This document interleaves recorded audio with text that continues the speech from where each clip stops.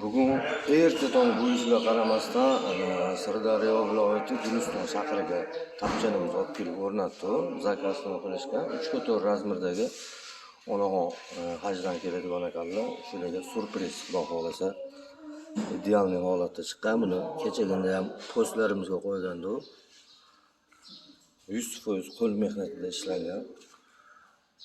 Juda ham nafis chiqqan. Atirgullarga alohida baho berib qo'yasizlar. Atirgullar hatto mana bu yerda ham atirgullar bor. Juda ham udar chiqqan. Hali plyonkasini ilingani yo'q.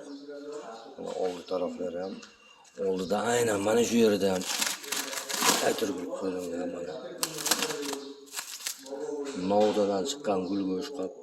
O'ttida ana bu doполнительный oyoqlari ham bor.